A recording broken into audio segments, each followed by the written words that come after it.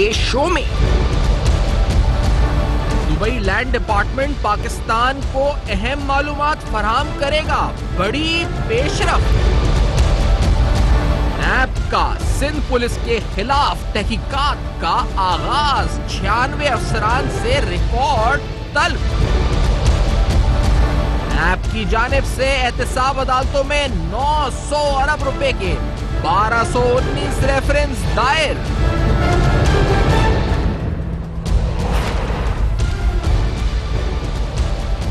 अस्सलाम वालेकुम। बस पर्दा हकायक सनसनीखेज इंकशाफात प्रोग्राम बेनकाब में हूं आपके साथ सैफान खान।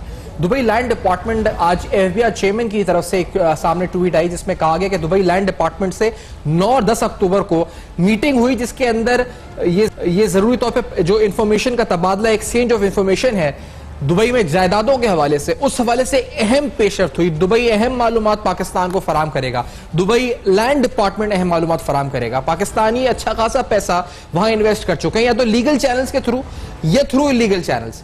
ये मालूमात का तबादला बहुत हद तक पाकिस्तान के लिए बेनिफिशियल हो सकता है। इससे कुछ दिन कबल चेयरमैन नैब बल्कि कई बार कह चुके हैं कि बहुत से लोग जो कि मोटरसाइकिल पर यहां घूमते थे, उन्होंने दुबई में अपने प्लाजे बना लिए। हम ये जानते हैं कि ये पैसा पाकिस्तान के किसी शहर, कराची, लाहौर, इस्लामाबाद, कोयटा, कहीं से भी या पेशावर, यहां से दुबई जाता है, दुबई के जरिए फिर दीगर यूरोपियन कंट्रीज जाता है, जहां ऑफशोर अकाउंट्स में या फिर एसेट्स में जाता है। ये पहली डेस्टिनेशन दुबई होती है और इसको ट्रेस करना जो है सब में मुश्किल काम है, सतह पाकिस्तानी गवर्नमेंट के नहीं रहा है। कुछ दिन कबल शहबाज जहरी साहब ने यह स्टेटमेंट भी दी थी कि 20 साल में 6 अरब डॉलर की रकम पाकिस्तान से बाहर जा चुकी है और लीगल चैनल से गई है, या ज्यादातर लीगल चैनल से गई है, जो उन्होंने बताया था। लेकिन इस पूरी सूरत हाल में ये डेवलपमेंट कितनी इंपॉर्टेंट है, ये प्रोग्राम में डिस्कस करते हैं। साथ में नैब की जानिब से जो टोटल फिगर्स हैं, आप हमने रेफरेंसेस के निकाले, 900 अरब के तकरीबन 1219 रेफरेंसेस नैब इस वक्त अकाउंटेबिलिटी कोर्ट्स में अब तक दायर कर चुका है। टोटल नैब की रिकवरीज 342 अरब रुपए की रही हैं। नैब की कारकर्दगी पर भी आज बहस होगी और बिलखुसूस ब्यूरोक्रेसी और बिजनेस कम्युनिटी के तहफुजात के तनाजुर में हम जरूर देखेंगे कि नैब जो काम कर रहा है आया दुरुस्त सिंध में है या नहीं। और इसके साथ साथ आज सिंध पुलिस के खिलाफ नैब ने कुछ तहकीकात का आगाज किया, आप कहें तो पुरानी तहकीकात को भी आगे बढ़ाया। 96 अफसरान को रिकॉर्ड तलब किया गया नैब से, जिनकी जानिब से, और इसमें बेसिकली शोहदा फंड के अंदर जो मुबैना खुद है, मेडिकल रिकॉर्ड शोहदा के, इसके साथ साथ हेयरशिप सर्टिफिकेट्स और दीगर दस्तावेजात तलब की गई। ये इन्वेस्टिगेशन किस रुख क्या इख्तियार करेगी आगे जाकर, प्रोग्राम में ये भी डिस्कस होगा। जनरल अमजद शेख साहब मेरे साथ मौजूद हैं, सीनियर तर्ज निगार इस वक्त इस्लामाबाद से। अहमद जवाद साहब तहरीक इंसाफ के सीनियर रुकन सेक्रेटरी इत्तलात हैं PTI के इस्लामाबाद स्टूडियोज में, और बैरिस्टर मसरूर शाह साहब इस्लामाबाद स्टूडियोज में साथ मौजूद हैं। असद खरल साहब टेलीफोन लाइन पे साथ होंगे। जनरल अमजद शेख साहब, आपसे गुफ्तगू का आगाज करते हुए, दुबई लैंड डिपार्टमेंट, ये मालूमात कितनी अहम है? यहाँ पर तो हर तो नहीं, लेकिन कुछ हद तक, काफी हद तक ब्यूरोक्रेट्स हैं जो मुल्क से बाहर चले गए, नेशनैलिटीज ले ली, इन्वेस्टमेंट प्रोग्राम के जरिए मुल्क से बाहर चले गए, जायदादें बनाई, दुबई में प्लाजे बनाए, क्या क्या बनाए। क्या कोई फायदा होगा इससे, या ये again this is some news के जो इसका कोई इंपैक्ट ऐसा नहीं है? जनरल साहब। बिस्मिल्लाहिर्रहमानिर्रहीम। लेकिन सबसे अहम चीज तो इसमें यह है कि अभी ये मालूमात फराहम की नहीं गई, वादा किया गया है सबसे पहले तो ये मालूमात हाथ में आ जाए और फिर उसका तजिया हो तो उससे अंदाजा हो।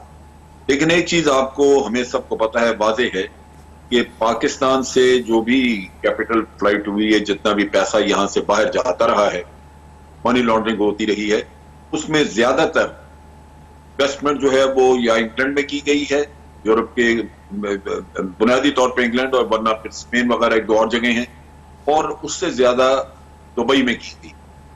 लिहाजा ये दो जगह ऐसी हैं कि यहाँ की इंफॉर्मेशन बहुत वाइटल है। अगर यहाँ से करेक्ट इंफॉर्मेशन मिल जाए और उसके ऊपर तजिया हो जाए और लोग जो है उनको सामने लाया जाए, तो हो सकता है कि मैसिव अमाउंट आपकी सारी इन्हीं जगहों पे आपको मिल जाए। इसके अलावा जो दुबई की शरीयत दी जाती है या दुबई में अकामा लिया जाता है, उसका एक और फायदा भी है, ये लोग करते हैं कि उसके जरिए आप अकाउंट खोलते हैं स्विट्जरलैंड में और दुबई से पैसा उधर शिफ्ट होता है, और स्विट्जरलैंड का अकाउंट जो है वो आपका जो रेजिडेंशियल एड्रेस है वो दुबई का दिखाता है। लिहाजा जितना भी आप पैसा बाहर से अगर लाना चाहें, आप स्विट्जरलैंड के बैंकों से मांगे, पाकिस्तान का डेटा तो आपको मिलेगा नहीं, वो लोगों के एड्रेसेस दुबई के हैं। तो ये भी हो सकता है कि वहां पे कल को आप फाइनेंशियल सिस्टम को अगर आप उसको मॉनिटर करें तो आपको मनी ट्रेल मिलनी शुरू हो जाए कि पाकिस्तान से जो पैसा गया वो दुबई में किसके अकाउंट में था और वहां से आगे कहां गया। इसलिए ये इंफॉर्मेशन का तबादला अगर शुरू हो जाए तो मैं समझता हूं पाकिस्तान के लिए बड़ी हद तक मुफीद होगा। आगे इसके लिए मेहनत करना होगी, इसका तजिया करना, इसमें से लोगों को निकालना जो वाकई गैर कानूनी तरीके से लेके गए हैं, इसके लिए मेहनत करनी पड़ेगी। सही। अच्छा, लेकिन ये जो पेशरफ्त हुई है बैरिस्टर मसरूर साहब, आपसे भी हम पूछेंगे, इतने माह में नहीं, जब से पाकिस्तान तहरीक इंसाफी गवर्नमेंट आई है, हमने सुना है कि बाहर पैसा बहुत सा है। बैरिस्टर शहजाद अकबर साहब ने कुछ कोशिशें की हैं, अब शब्बर जदी साहब ने मीटिंग्स की हैं। मसरूर शाह साहब, क्या आप मुतमईन हैं इन कोशिशों से? आपको लगता है कि ये इन द राइट डायरेक्शन है और टाइमली भी है, यानी बिल्कुल वक्तन फवक्तन जो पेशरफ्त होती है, ये इतनी कोशिशों के बाद जो अब आता है रिजल्ट, क्या रिजल्ट से मुतमईन है और इतने टाइम जिस टाइम में ये हो रहा है उससे आप मुतमईन है मसरूर शाह साहब? बचपन में सैफान में कहानी सुनता था कि वो एक शरारती बच्चा था, गांव में रोजाना आवाजें देता था, शेर आया शेर आया। तो ये शेर आया की बात बाहर से रिकॉर्ड आएंगे और बाहर से सारी तफसीलात वापस आ जाएंगी और पाकिस्तान में चोर लचके सूलियों पे लटक जाएंगे। ये तो सैफ उर रहमान के ज़माने भी हम सुन रहे थे, उनके पास भी शॉर्ट प्रूफ थे लेकिन कुछ नहीं हुआ। मुशर्रफ जब आए तो उसके पास भी, उसका भी एहतसाब ब्यूरो जो था वो क्या था, हमने इस मुल्क से भी बात हो गई, उस बात से भी। और अभी जो शहजाद अकबर हैं वो भी हर दूसरे दिन प्रेस कॉन्फ्रेंस किए थकते नहीं थे, लेकिन पहाड़ खोदा निकला चूहा। अब ये जो अगर तो एक बहुत बड़ा इफ है, अगर तो ये ऑफिशियली दुबई की लैंड डिपार्टमेंट ने ये डॉक्यूमेंट्स इनको देते हैं, क्योंकि अक्सर मैं नैप के केस में भी देखता हूं, ये वहां की लोकल वेबसाइट से या गूगल मैप से डाउनलोड करके कह देते हैं कि ये जो है ये सैफान का प्लाजा है, ये जो है ये मस्जिद का प्लाजा है। तो क्या वो कानूनी तौर पर इंफॉर्मेशन शेयर होगी? और दूसरी बात ये होती है कि जो प्रॉपर्टी है, कोई भी पाकिस्तानी पॉलिटिशियन इतना नादान नहीं है कि दुबई में भी अपने नाम से ये प्रॉपर्टी रखते हैं। वो ट्रस्ट बना लेते हैं, वो शेल कंपनियां बना लेते हैं, या किसी ऐसे शख्स का नाम पे लगाते हैं जो पॉलिटिकली एक्सपोज ना हो। तो ये बहुत बड़े सवालिया निशान है। और जहाँ तक जनरल साहब ने बात की अकाउंट्स की, तो वो एक बहुत बड़ा सवालिया है। क्या दुबई के जो बैंक्स हैं, प्राइवेट बैंक, वो अपनी बैंकारी का जो ट्रस्ट है इन लोगों, देखिए बैंक छोटे मोटे अकाउंट मेरे आपके अकाउंट्स पे तो नहीं चलता, बैंक चलते इन बड़े बड़े लोगों को जो पाकिस्तान से, इंडिया से, श्रीलंका से, थाईलैंड से करप्शन करके बड़े बड़े अकाउंट बनाते हैं, पैसे रखते हैं। तो मेरा नहीं ख्याल कि वो अपना बैंकिंग का जो ट्रस्ट दुबई ने पिछले 20 साल में इवॉल्व किया है, डेवलप किया है, जो पहले के ज़माने में सिर्फ स्विट्ज़रलैंड का होता था, वो शहजाद अकबर की बात पर या इमरान खान की बात पर वो इस ट्रस्ट को ख़राब करेंगे और ये सारी डिटेल्स दे देंगे। अदरवाइज बस आप खुश हो जाए, अच्छी खबर है, दिल के बहलाने को गालिब ख्याल अच्छा है। ऐसा अच्छा शेख साहब, आप कुछ कहना चाहेंगे इस पे, क्योंकि आपने अकाउंट्स की बात की थी, बैरिस्टर मसरूर साहब ने जो तज्जिया किया, ये बस ये खोदा पहाड़ निकला चूहा वाली कहानी है शेख साहब? नहीं, वो बात ये है कि आज दिन तक ये बिल्कुल मसरूर बिल्कुल बात ठीक कर रहे हैं कि आज दिन तक बहुत दफा ये चीजें हम सुनते रहे हैं और हमें हर दौर में ये कहा जाता रहा कि ये इंफॉर्मेशन कलेक्ट हो गई, ये करेंगे। तो उस लिहाज से एक सवालिया निशान तो मौजूद है, लेकिन मैं अपने तौर पर तवक्को कर रहा हूं कि लेट्स से अगर इस दफा वाकई ये मामला तय जी जनरल साहब की तो आवाज ये पेशरफ्त जो है ये आगे आपको ले जा सकती है कि अकाउंट्स के बारे में भी आपको इत्तला मिले, अकाउंट्स आगे जाकर हो सकती है इस तरह फिर जी। हाँ, लेकिन सैफान एक बात है जी, चले दुबई से तो इन्फॉर्मेशन बाद में आएगी, दुबई से तो इन्फॉर्मेशन बाद में आएगी। वो कोयटा में वजीर खजाना के घर से अरबों रुपए मिले थे, उसका क्या हुआ? उसमें कोई कन्विक्शन मिली हमें? इसी तरह किसी की लांच से सोना मिला था, उसका क्या हुआ? उसमें कोई कन्विक्शन हुई? कोई एक डॉक्टर था जो कहते थे कि दहशतगर्दों को इलाज देता था, उसकी कन्विक्शन हुई हमें? वो अपने मुल्क में तो आपने करप्ट लोगों को पकड़ के कन्विक्ट नहीं किया, आप पकड़े हैं दुबई और अमेरिका का ख्वाब देखने। सही। अहमद जवाद साहब, ये तनकीद जो है ये गवर्नमेंट पर एक तरह से अब आपके होती जा रही है कि ये पैसा जो बाहर से आना है आखिर कब आएगा? अभी बैरिस्टर मसरूर साहब ने कहा कि हम सुनते आ रहे हैं शेर आएगा शेर आएगा। अब शब्बर जदी साहब ने जो आज बात की है, बड़ी उम्मीद अफजा बात है, बड़ी खुशाइंद बात है। 9 और 10 अक्टूबर को उनकी मीटिंग हुई है और दुबई की लैंड अथॉरिटीज इत्तलात देंगे, लेकिन this is a very difficult task. उम्मीद बांधी जाए कुछ अभी, या सिर्फ ये खबर की हद तक रखा जाए इसको? अहमद जवाद साहब। सिफान देखें, जो मेहमानों ने यहाँ पे प्रोग्राम में अपनी जो एप्रीहेंशंस का इजहार किया है, देखें हमें थोड़ा सा सबसे पहले तो इसकी हमें हिस्ट्री में जाना होगा कि असल में ये प्रॉब्लम है क्या, और फिर मैं आपको सोल्यूशन की तरफ आता हूँ और जो भी हम स्टेप्स ले रहे हैं उसके बारे में बात करूंगा। देखें, जब से हमारे मुल्क में एक नए जमहूरी दौर का आगाज हुआ था और उसमें अब ये जो 30 साल अगर हम अपने देखें लास्ट जो है, जिसमें एक 2 पार्टी सिस्टम जो है वो अपनी बारियों के साथ आता रहा है हुकूमत में। आपको याद होगा कि नवाज शरीफ साहब के दौर में ही वो हुआ था जबकि फॉरेन करेंसी अकाउंट फ्रीज हुए। ये वही टाइम था जब उन्होंने एक लॉ लेके आए थे कि बाहर से जो भी डॉलर्स आएंगे उसके ऊपर कोई टैक्सेशन नहीं होगी, कोई क्वेश्चन नहीं होगा। बेसिकली ये आगाज जो है मनी लॉन्ड्रिंग का उस एक्ट के बाद हुआ, क्योंकि ये तो एक बड़ी छूट मिल गई आपको कि यहां से आप अरबों रुपया जो है वो आपने जो रिश्वतों में उठाया है उसको आप फिजिकली लेके जाएं, फिर उसके बाद उसी को डॉलर्स में कन्वर्ट करके पाकिस्तान में ले आए, और ये एक मनी लॉन्ड्रिंग का एक बहुत बड़ा दरवाजा खुल गया। देखिए 30 साल आपके सियासतदानों ने, आपके करप्ट ऑफिशियल्स ने पूरी दुनिया में जो प्रॉपर्टीज खरीदी हैं, चाहे वो दुबई है या वो इंग्लैंड है या स्विट्जरलैंड है या दुनिया के मुख्तलिफ जो इलाके हैं, वहां पे उनकी प्रॉपर्टीज, उनके अकाउंट्स जो हैं, ये एक 30 साल का मनी लॉन्ड्रिंग का इस मुल्क में लूट मार का एक पूरा किस्सा है, एक पूरी कहानी है।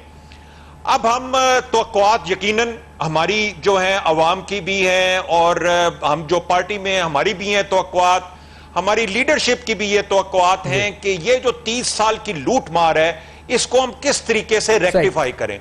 अब ये इसमें स्टेप्स मुख्तलिफ लिए जा रहे हैं। अगर मुझे इजाजत दें, पहले और इंपॉर्टेंट चीज ये होती है, स्टेप्स को हम जरा थोड़ा सा कंप्लीट कर लूं। मुझे ब्रेक का कहा जा रहा है, अनफॉर्चुनेटली ब्रेक का कहा जा रहा है, मैं बात को जरा कंप्लीट कर लूं। देखें इसमें जी सर एक ब्रेक का जा रहा है, इस ब्रेक के बाद हम आके इस बात को यहीं से जोड़ते हैं। छोटा सा ब्रेक लेते हैं। आप जो बता रहे हैं कि क्या प्रोसीजर है गवर्नमेंट जो फॉलो करेगी, दुबई से ये लैंड डेवलपमेंट की जो खबर है क्या कितनी मुस्बत है, कितनी खुशाइंद है, आज प्रोग्राम में हम डिस्कस कर रहे हैं। साथ में कुछ नए केसेस पर भी आएंगे इस ब्रेक के बाद। बेनकाब में हमारे साथ रहिए।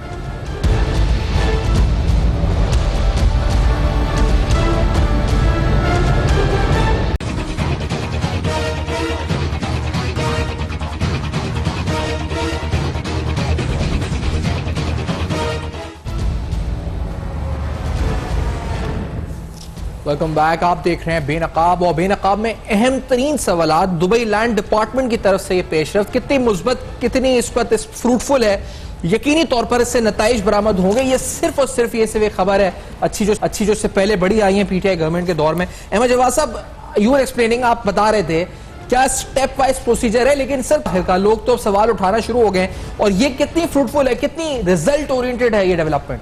जवाद साहब देखें सैफान, मैं आपको इसीलिए थोड़ी सी बैकग्राउंड और हिस्ट्री बता रहा था कि किस तरह से 30 साल में जो लूट मार और अरबों डॉलर जो इस मुल्क से जो बाहर गए मनी लॉन्ड्रिंग के जरिए, उसमें यकीनन हमारे लूप होल्स थे, हमारे जो मनी एक्सचेंज सेंटर्स थे हमारे मुल्क में, जिस तरीके से वो मुख्तलिफ तरीकों से बाहर हुंडी के जरिए और भिजवाए जाते थे। देखिए ये लूप होल्स जो हैं अब इनको हम बंद करना चाहते हैं, इसीलिए मुख्तलिफ लेवल के ऊपर रेगुलेशंस में बेहतरी लाई जा रही है, एफबीआर के कानून में बेहतरी लाई जा रही है, ट्रांसपेरेंसी जो है उसको बेहतर किया जा रहा है, लोगों की इनकम के ऊपर जो है अब वो अकाउंटेबिलिटी होगी। अब ये 1 साल हमारी हुकूमत को हुआ है और उसमें इंटेंट जो है वो आप देखें कि मनी लॉन्ड्रिंग के हवाले से इस हुकूमत का इंटेंट जो है वो कितना क्लियर है कि हम इसके लिए हर वो पॉसिबल कोशिश कर रहे हैं, चाहे वो बाहर से अगर पैसा लेके आना है उन हुकूमतों के पास जा रहे हैं उनके कानून के मुताबिक। लेकिन अगर आपको याद हो कि ये प्राइम मिनिस्टर इमरान खान की तकरीर यूनाइटेड नेशंस में, वहां पे भी उन्होंने इसका जिक्र किया था कि ये कितना मुश्किल काम है कि आप एक दूसरे मुल्क से पैसे को वापस लेके आना, क्योंकि जो जिस तरीके से उसको कवर किया जाता है शेल कंपनीज के जरिए और जिस तरह से उनके अकाउंट्स की सीक्रेसी होती है, और फिर वहां पे जो कानून होता है उसमें जो आपको लीगल एक्सपेंसेस होते हैं और फिर जो उसका एक प्रोसेस होता है, तो वो कोई इतना आसान नहीं, उन्होंने बड़ा मुश्किल इसको बनाया हुआ है। लेकिन ये है कि हमें अब कहीं ना कहीं से तो आगाज करना है। दुबई जो है वो एक बहुत बड़ा, मैं समझता हूं कि पाकिस्तान से मनी लॉन्ड्रिंग का शायद सबसे बड़ा जो रास्ता था वो दुबई था, और वहां पे अकामा जो था वो एक बीमारी जो है उसके तौर पे उसको इस्तेमाल किया गया। और ये बैरिस्टर साहब ने बिल्कुल सही एक्सप्लेन किया, अमजद शहीद साहब ने भी सही एक्सप्लेन किया कि किस तरह से पैसा जो है वो दुबई के रास्ते जो है ना बाहर जाता था। नहीं, लेकिन तो वो इसको तो हमें ठीक इस तरह से देखना होगा। लेकिन वो तो ठीक है, लेकिन आज उन्होंने जवाब शाह साहब ने, मैसूर शाह साहब ने ये कहा यहाँ पर कि इससे पहले जो लोग पकड़े गए यहाँ पर पाकिस्तान में वो कन्विक्ट नहीं अगर हो रहे जब तक बाहर का पैसा तो लाना दूर की बात है। अच्छा, इसी बात पे शाहिदा खान अब्बासी साहब की गुफ्तगू भी अगर आज की सुनवा सके, मैं आप ही ये बात अब्बासी साहब की गुफ्तगू एक शॉर्ट सुन के आपको करते हैं। शाहिदा खान अब्बासी साहब ने क्या कहा एलएनजी केस में, मेन ये अक्यूज्ड हैं, ही इज अंडर अरेस्ट, क्या कहते हैं? Let's hear this. गिरफ्तारी है जी, साबित क्या होना है? साबित सबूत हो तो कुछ हो ना। आज तक करप्शन का कोई चार्ज ना नवाज शरीफ पे ना हमारे ऊपर है। तरह तरह की बातें कोई यहाँ से कोई वहां से सुनते हैं, इधर बना देते हैं उधर बना देते हैं। ये फैब्रिकेशन ऑफ केसेस है। जब स्टेट ही इनजस्टिस पे उतर आए कि 22 ग्रेड के रिटायर्ड अफसरों को आप पकड़ के उनको धमकियां दे के उनको अप्रूवल बना रहे हैं, ये केस है आज। तो ये केस ना कभी चले और ना तारीख इनको माफ करेगी। बहरहाल हम वादे हैं ये सब बर्दाश्त कर लेंगे, लेकिन शायद हुकूमत बर्दाश्त न करे। आजादी मार्च ही सबसे बड़ी कामयाबी है कि हुकूमत तो नाकाम हो चुकी है। जी अहमद जवाद साहब, ये बात शायद मसूद शाह साहब भी कह रहे थे, conviction is the main problem. 70% तक नैब करी कन्विक्शन है, लेकिन जवाद साहब इस बात का जवाब आप क्या देंगे अभी जो अब्बास साहब कह रहे थे? देखिए, एक तो ये है कि मैं जो पाकिस्तान के अंदर इस वक्त नैब की अकाउंटेबिलिटी या उसकी कन्विक्शन का एक प्रोसेस है वो एक अलग सब्जेक्ट है। आप चूंकि अभी बात कर रहे थे दुबई की और आप मनी लॉन्ड्रिंग के हवाले से बात कर रहे थे, तो मैं पहले तो उसको आपको मैं जवाब देना चाहूंगा कि देखें, हमें यह देखना है कि अगर गवर्नमेंट की पहली दफा पाकिस्तान की हिस्ट्री में, क्योंकि इसमें गवर्नमेंट पिछली जो गवर्नमेंट्स थी उनका तो इसमें इंटरेस्ट था, वो तो नहीं चाहते थे कि ये लूप होल्स बंद हो। आप ये देखें कि इसमें एक इंटेंट जो है वो इंटेंट जो है वो सामने आ रहा है। मैं करेक्ट कर दूं, पहली दफा नहीं है ये। इनके पीटीआई वाले दोस्त तो समझते हैं कि हर काम इमरान खान ने पहली दफा किया। जनरल मुशर्रफ ने बाकायदा कंपनी हायर की थी बाहर से पॉलिटिशियंस के एसेट रेस करना, वो बाद में वो हार गए, उल्टा उन्होंने जुर्माना किया पाकिस्तान से, खाया पिया कुछ नहीं, गिलास तोड़ा बना। बैरिस्टर साहब से मैं एक और इनके सामने सवाल कर देता हूं। ये कहते हैं कि उस दौर में बड़ा कुछ हुआ था। नहीं, पिछले ट्रॉफी ड्रामा था, ये ट्रॉफी ड्रामा था। मैं आपसे ये कह रहा हूं कि 30 इयर्स में आप मुझे बताएं कि पाकिस्तान में मनी एक्सचेंज का जो सिस्टम था, क्या वो मुशर्रफ के दौर में, जरदारी के दौर में, क्या नवाज शरीफ के दौर में आप 1 अरब रुपया किसी मनी एक्सचेंज के पास ले उसको डॉलर्स में कन्वर्ट करा लें, पाकिस्सान के कानून में किसी को पता नहीं चलेगा। मैं तो इस चीज की बात कर रहा हूं। मैं तो आपको ये बताने की कोशिश कर रहा हूं कि पिछले 30 साल में बहुत खराब था। हमने इनिशिएटिव्स लिए हैं, हमने काम करना शुरू किया है, अब उसके रिजल्ट आने में वक्त लगेगा। हमें उसको थोड़ा सा इंतजार करना है, बजाय इसके कि हम 14 महीने के बाद जो है 50 साल तक या 30 साल तक तो हमें शेर की याद नहीं आई, लेकिन अब 14 महीने में हम कहें जी शेर आया, शेर आया। अच्छा, मैं एग्री करता हूं, मैं एग्री करता हूं। मुशर्रफ के जमाने में बहुत मनी लॉन्ड्रिंग हुई है, और उधर कोई इमरान खान से अब किसी को पंजाब का डाकू कहते थे, वो गालिबन आजकल पंजाब में इनका पार्टनर बना हुआ है। एक ऐसा शख्स भी मुशर्रफ के साथ था जिसको चपरासी रखे, वो वजीर रेलवे बना हुआ है। और कल ही बानी एमक्यूएम को शोला बयान तकरीरें करने के जुर्म में जमानत में लिए गिरफ्तार किया गया, और वो जो तकरीरें सुन रहे थे, वाह वाह कायद, जी कायद, बिस्मिल्लाह कायद, वो सारे कैबिनेट का हिस्सा बने हुए हैं। जी एग्जैक्टली। चलिए इस बात को आगे देखें। मैं वैसे आपसे पूछा, असद खरल साहब से, असद खरल साहब भी साथ हैं, तो वैसे मैं एक सेकंड में जवाब देता हूं। ये बात हो रही थी कि मनी लॉन्ड्रिंग के लिए इस वक्त हुकूमत पाकिस्तान जी, अच्छा जनरल साहब भी कुछ बोल रहे हैं, अगर एक साथ तो कुछ बात नहीं बढ़ेगी, ज़ाहिर टाइम लगेगा। लेकिन जनरल साहब आप पहले फरमा लें, आप क्या कह रहे हैं जनरल जोशी साहब? जी जनरल साहब, मैं ये कह रहा हूं कि मसूद जो बात कर रहे हैं वो ठीक है, लेकिन वो सबके ऊपर लागू है। ये हमारी सियासत का अलमिया है। यही लोग थे 72 जो कि नून लीग में चले गए, जो सबसे ज्यादा मुशर्रफ के खिलाफ थी, और जो जिसने आर्टिकल 6 का केस जिसकी वजह से बना, दूध के धोले नहीं है। वो सारे ही ऐसे हैं ना, यही तो रोना है। आप सिर्फ पीटीआई की बात करें, मैं आपको ये बता रहा हूं कि ये तो नए पाकिस्तान वाले थे, ये तो फरिश्ते थे, तो पुराने वाले। बस ये मैं एग्री करता हूं आपसे जनरल साहब, एग्री करता हूं। जाहिद अहमद वहां पे था जो मुशर्रफ आर्टिकल 6 का केस भुगत रहे, वो बनाया तो सारा किस्सा उसी ने था। जाहिद अहमद ने जो लॉ मिनिस्टर उसका भी था, मियां साहब का भी था। तो ये यहाँ पे नहीं, लेकिन ये इसमें सियासत का कौन क्या था जनरल साहब? इससे ज्यादा अभी इन्होंने बात एक की है मसूद शाह साहब ने कि मुशर्रफ के जमाने में एक कंपनी हायर हुई थी, अभी हम हारे हैं उस केस में, और वो उस कंपनी ने अपने सूट फाइल किए लंदन में और पैसा हमें देना है, वो भी एक मामला है। लेकिन असद खरल साहब आपने फॉलो किया, असद खरल साहब आपने फॉलो किए इस मामले को कि ये शब्बर जदी साहब मिले दुबई लैंड अथॉरिटी से, आप क्योंकि फॉलो करते हैं, इन्वेस्टिगेटिव जर्नलिस्ट हैं, कितने ब्यूरोक्रेट्स यहाँ पे, हमने तो बहुत ऐसे लोगों को हम जानते हैं जो शायद अभी भी हैं जिनके जायदादें हैं और कितने पैसा बना लिया बाहर यहाँ से भेजा है, और ऑफिशियल्स हैं, पॉलिटिशियंस हैं, क्या ये पैसा वापस आ सकता है असद खरल साहब? पहली बात तो ये है, शब्बर जैदी साहब चोरों को टैक्स चोरी का रास्ता बताते रहे। बड़े बड़े जो टाइकून है, बड़े बड़े जो कारपोरेट सेक्टर है, आपको पता है एफ फर्गूसन इनकी फर्म थी जी। तो बड़ी अच्छी बात है कि अगर बंदा सुबह का बुला शाम को आ जाए, लेकिन सारी वारदातों का उनको इल्म था। अगर वो अब ठीक हो गए हैं, उसका अमली नतीजा सामने आ जाएगा। मैं सिर्फ एक हवाला आपको देता हूं, शब्बर जैदी साहब, हमाद अजहर साहब मिनिस्टर रेवेन्यू डिवीजन उनके साथ बैठे हुए हैं। हरुणाबाद की एक फैमिली है जिसकी सरपरस्ती जादो लग साहब करते हैं। हाजी जहां सिंह जो तहसील नाज़म और म्यूनसिपल नाज़म बने, उनकी बेटी गजाला शाहीन एमपीए बनी, उनका भतीजा मुर्जा एमपीए बना। 20 अरब रुपए के खाते उनके निकाल के नैब को मैंने दिए। नैब मुल्तान में वो केस चल रहा है। एडवाइजर अकाउंटेबिलिटी जो है उन्होंने लिखा, शब्बर जैदी साहब ने कहा कि इस कंपनी, इस इदारे, इन लोगों ने 30 अरब रुपए का टैक्स चोरी किया है। 5 से 6 अरब रुपए सालाना इनका बनता है 5-6 साल से।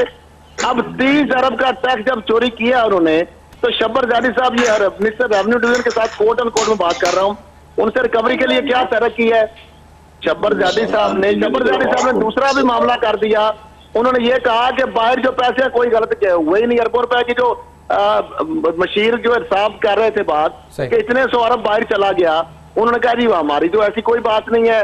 अभी आप दुबई की बात कर रहे हैं, कितने 1000 अरब की प्रॉपर्टीज हैं, उसके बाद लुटा हुआ पैसा बाहर गया। यहाँ पे होमली ग्रुप आपके सामने है, फेक मंजिला से कितने 100 अरब का निकल आया। इधर से पंजाब से शरीफ नेटवर्क की टीटियां निकल आई, वो भी आपके सामने है। किस तरह कामे बनते रहे वजीर अपना आसिफ साहब के, नवाज शरीफ साहब के और लोगों के कामे बने, उसका पर्पज क्या था। इसी तरीके से ये जो बात आप कर रहे हैं कि मामला है लॉजिकल एंड की, हम बात करते हैं, लोगों से कभी नहीं होती। अब मुझे ये बताएं, जितनी टीटियां पकड़ी गई शरीफ फैमिली की, एक टीटी भी कैडबरी फोर्ट में बनी है, किसी एक टीटी को उन्होंने डिनाई किया है। जितने लोग हैं सारे उनके मुलाजिम है। जितनी अंदर जीत के पैसे निकले हैं, जिस तरह सिंध बैंक को लूटा गया, जिस तरह सीमेंट बैंक के मनी लॉन्ड्रिंग में पैसे खड़ा किया, जिस तरह मर्डर होने जा रहा था, सुप्रीम कोर्ट के इंटरवेंशन की और सारे खाते पकड़े गए। लेकिन अब जो यानी कोशिश है, पॉलिटिकल विक्टिमाइजेशन है, आप कह रहे दे रहे हैं मान गया मीटर रीडर से या वहां पे लेकिन ये जो एफबीआई की कोशिश है इंस्पेक्टर साहब, उसके बाद लियाकत कायम खानी साहब अरबों खरबों में खेलने लगे, जो वहां पे क्वार्टरों में रहते थे, जो अब गटर कॉलोनी पता क्या है, वो कॉलोनी जो फिर कराची का जो इलाका है, वहां पे आते थे। उसके बाद वो जो अभी जो खालिद चुस्पी साहब है, एयरपोर्ट के सामने 7 अरब की जमीन वो निकालने के चक्कर में है। नासिर अब्बास साहब जो डीजी के लिए भाग गए, उनकी बीवी जो किसी को आगे देगी बेनामी प्रॉपर्टी 35 करोड़ उसकी है। 7 तारीख को एक एजेंडा जेटली ने बनाया था। अच्छा, ब्रेक का कहा जा रहा है, इसके बाद अब इस बात को छोड़ते हैं आगे। ब्रेक का कहा जा रहा है जी, आके सवाल बहुत से हैं, जनरल मसूद शाह साहब, अहमद जवाद साहब से भी गुफ्तगू है। इस ब्रेक के बाद ये जो कोशिश है आखिरकार इस दफा ये कितनी मायने खेज है, आखिर कुछ इससे होगा या नहीं होगा, ये दुबई में जो पैसा गया इसको वापस ला सके। इस ब्रेक के बाद बेनकाब करते हैं मेरे साथ से।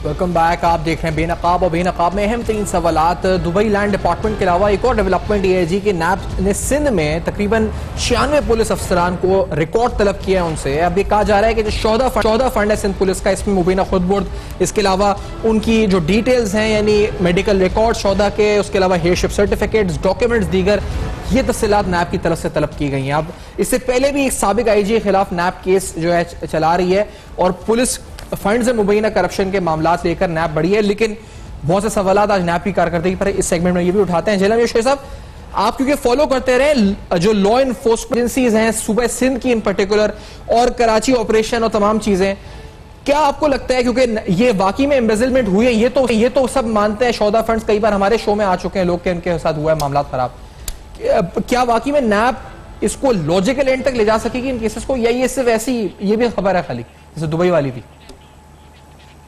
नहीं, देखिए बात यह है कि नैब की अगर आप कारकर्दगी देखें, ये सिर्फ नैब नहीं बल्कि आप यूं कह लीजिए कि आपके अदालतें भी, फिर प्रोसिक्यूशन के लिए जिन लोगों को मुकर्रर किया जाता है, ये सारा सिस्टम जो है जी।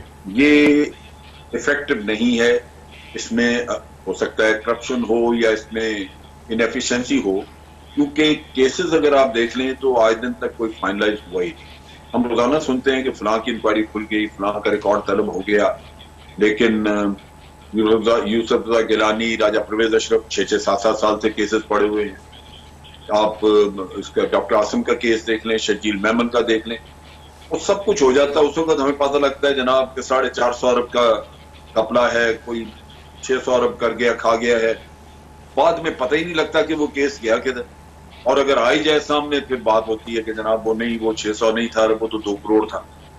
तो मैं समझता हूं कि ये इस सिस्टम के तहत जब तक कि हमने सिस्टम को दुरुस्त नहीं किया, अगर हम समझते हैं कि हम करप्शन को कंट्रोल करेंगे तो वो होगी नहीं, और ना ही ये केसेस कहीं किसी नैच पे पहुंचेंगे। और हो सकता है कि कल को पीटीआई की लीडरशिप को शर्मिंदगी हो कि ये सारे लोग जो हैं ये सिस्टम के हाथों छूट के बाहर चले जाएं।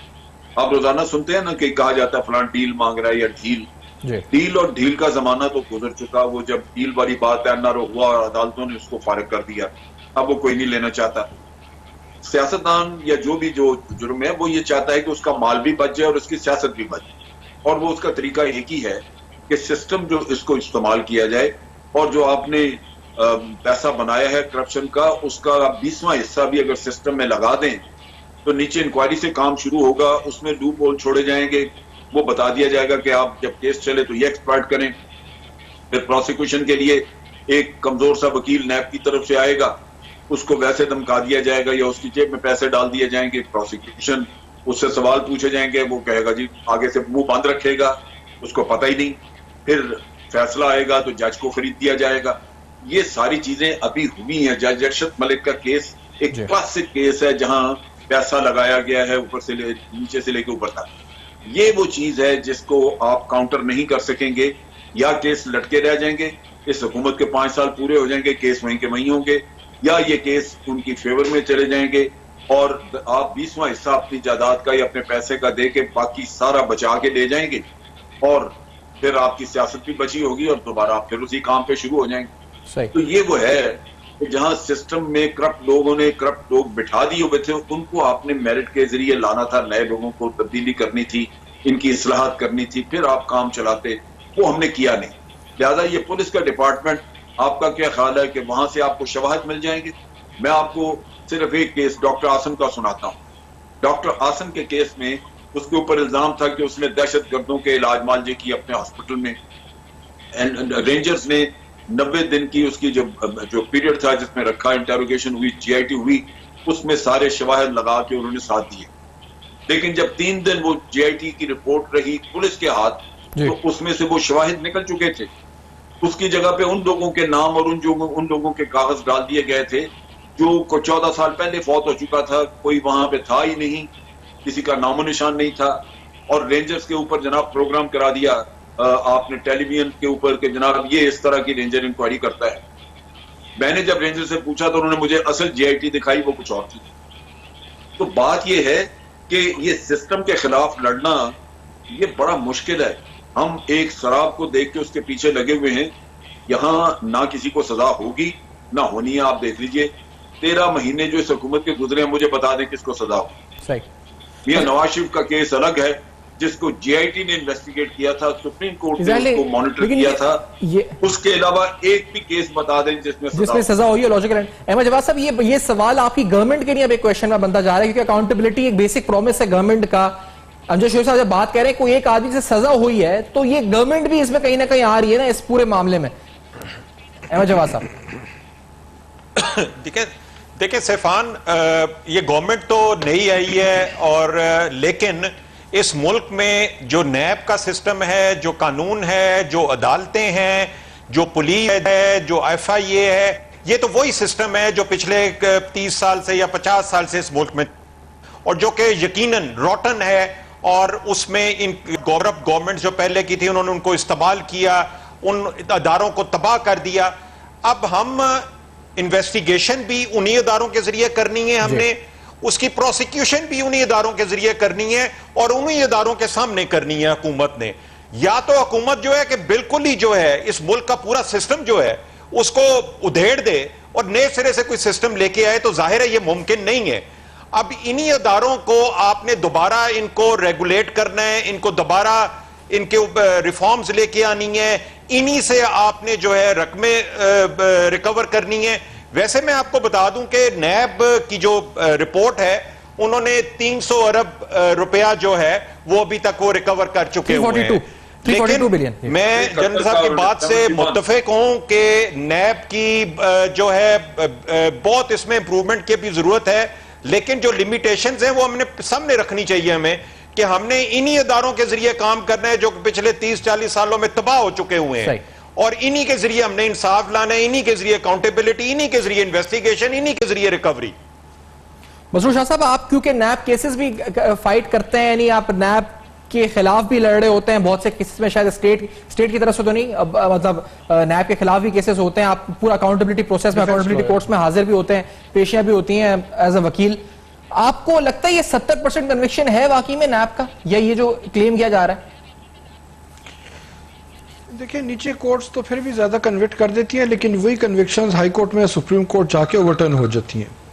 अच्छा, ये भी अहमद जवाद साहब ने जो बात फरमाई, वो उसका खुलासा तो ये है कि साढ़े तेना रहना, जागते रहना, क्योंकि अगर पिछले दफा भी लोग करप्ट थे और सिस्टम खराब था, ये भी सिस्टम की खराबी का रोना रो रहे हैं।